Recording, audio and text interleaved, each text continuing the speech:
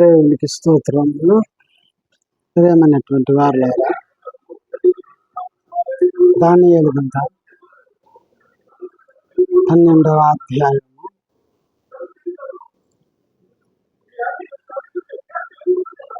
4వ వచనంలో వచ్చేసి నేను చదువుతాను, చూసుకుంటా.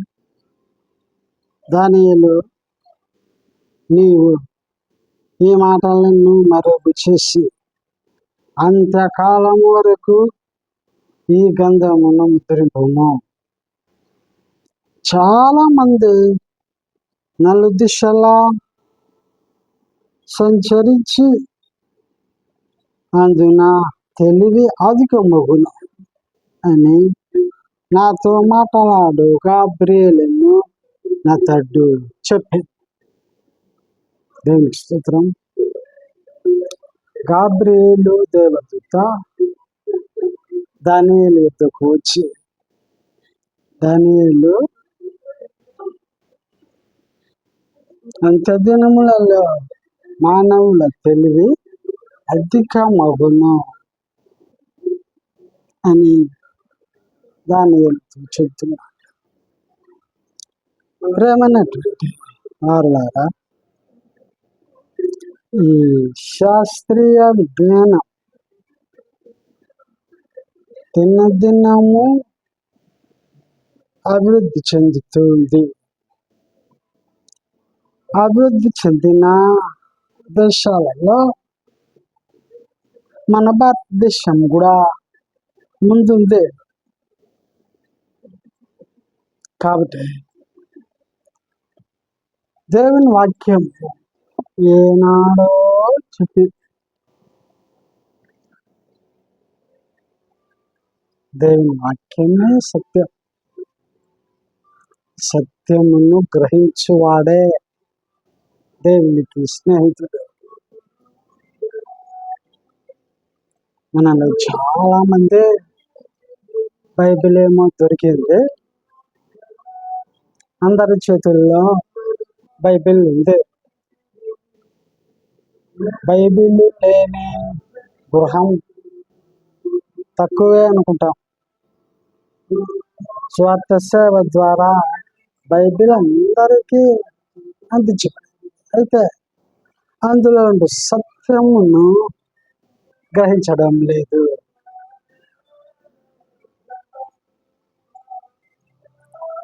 దేవుని వాక్యం గ్రహింపవాడు ఎవడన్నా లేడు.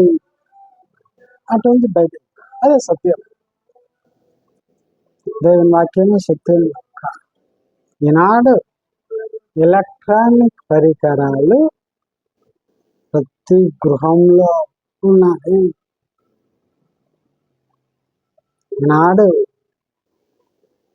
యవనస్తులు, పెద్దలు, పిల్లలు అందరి చేతుల్లో ఎలక్ట్రానిక్ సెల్ అత్యంత అద్భుతమైన రీతిలో పనిచేస్తుంది. ఈ సెల్ దేవుడు మనకి ఇచ్చిన వరం. ఇంతకుముందు కూడా ఎప్పటి నుంచో మన గృహాలలో ఎలక్ట్రానిక్ టెలివిజన్ ఉంది. ఈ టెలివిజన్ ద్వారా, సెల్ ద్వారా మనకు ఎంతో ఉపయోగం ఉంది. దేవుడి చిన్న వరమే కానీ దాన్ని సాతాను వాడుకుంటున్నాడు. సాతాను తన బలము, మాయాజాలము వలన పాప కార్యాలు మనుషులు వాటి ద్వారా పాపం చేసి దేవునికి విరోధముగా ప్రవర్తించున్నా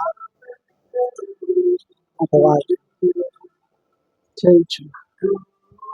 కాబట్టి సత్యమును గ్రహించి దేవుని వాక్యం తట్టు నిలబడ. టీవీని ఎప్పుడు ఆఫ్ చేయాలా అనేది తెలుసుకో. టెలివిజన్ను కానీ సెల్లును కానీ ఆన్ చేసేది ఈజీ, అందరికీ తెలుసు. ఆఫ్ చేసేది మాత్రం తెలియదు. ఆఫ్ చేసేస్తే ఏమవుతుందో వాళ్ళకి తెలుసు, కాబట్టి ఆఫ్ చేయరు. అది ఆన్లోనే ఉంటుంది, వీళ్ళ చూపు అందులోనే. విశ్వాసంలో దైవజనంలో ఈ విషయంలో సంయమనం పాటించి దేవుని వాక్యం ప్రేమించి అందులో లోబడి విజయ సారథులు కావాలని ప్రభు కోరుకుంటున్నాడు.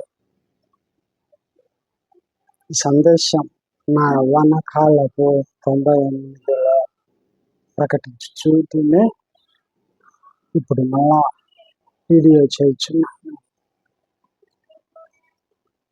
శాస్త్రీయ విజ్ఞానం అభివృద్ధి చెందుతున్న రోజుల్లో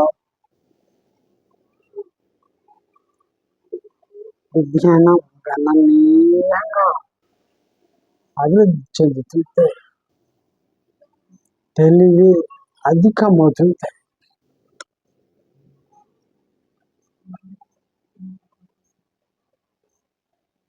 ప్రతి క్రైస్తవుడు ఒక సైంటిస్టుగా మారాలి దేవుడు కోరుతున్నాడు. దేవుని వాక్యం గ్రహింపువారు ఎవరనూ లేదు అంటున్నాడు. అంటే మనం గ్రహించటంలో శ్రద్ధ కలిగి ఉండాలని కదా అర్థం. జగత్ కదా శ్రద్ధగా వాక్యం వెతికి ఇందులో దేవుని వాక్యం న్యాయం చేద్దాం, క్రీస్తు సంఘాలను కాపాడదాం. దేవునికి స్తోత్రం. దేవుడు ఆమేన్.